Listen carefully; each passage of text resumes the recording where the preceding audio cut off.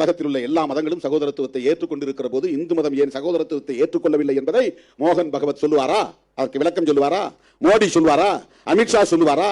RSS அமைப்புகளை சார்ந்தவர்கள் சொல்வார்களா? உன்னால் அது முடியாது. ஆனால் என்னை நீ இந்து என்று சொல்லி ஏய்க்க பார்க்கிறாய். தமிழ்நாட்டிலே முருக பக்தர்கள் மட்டும்தான் இருக்கிறார்களா? அதை விட அதிகமாக ஐயப்ப பக்தர்கள் இருக்கிறார்கள்.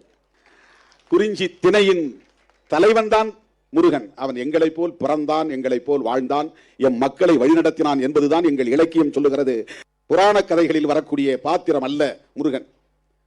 பிறந்தான், வளர்ந்தான், வாழ்ந்தான், மக்களை ஆண்டான் என்கிற குறிப்புகளை கொண்ட இலக்கியங்களை நாங்கள் பெற்றிருக்கிறோம். அவனை சுப்பிரமணியன் ஆக்கிவிட்டார்கள். தோழர்களே, ஒரு உண்மையை நீங்கள் தெரிந்து கொள்ள வேண்டும். எந்த பிராமணரும் தன்னுடைய பிள்ளைக்கு முருகன் என்று பெயர் வைக்க மாட்டார்கள். முருக பக்தர்கள் நடத்துகிற RSS காரர்கள் இந்த கருத்துக்கு பதில் சொல்ல தயாரா?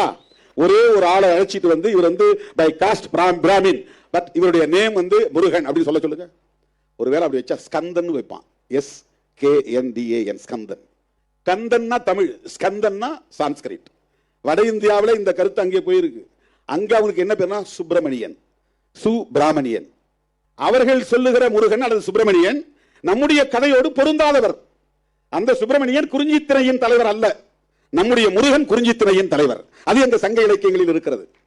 சங்க இலக்கியத்தில் இருக்கிற முருகன் தமிழ்நாட்டில் மட்டும்தான் அறுபடை வீடு. வேற எந்த மாநிலத்தில் அறுபடை வீடு இருக்கிறது சொல்லுங்க. அதனால்தான் நான் ஒரு கேள்வி எழுப்பினேன். அதை சிலரால் பொறுத்துக் கொள்ள முடியவில்லை. முருகன் தமிழ் கடவுள்னா அவங்க அப்பா சிவனும் தமிழ் கடவுளா தான் இருக்க முடியும். முருகன் தமிழ் கடவுள்னா சிவன் தமிழனா இருந்தா பார்வதி தமிழச்சியாக தான் இருக்க முடியும்.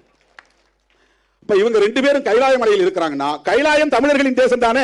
அப்ப ஒட்டுமொத்த இந்தியாவும் தமிழர்களின் தேசம் தானே.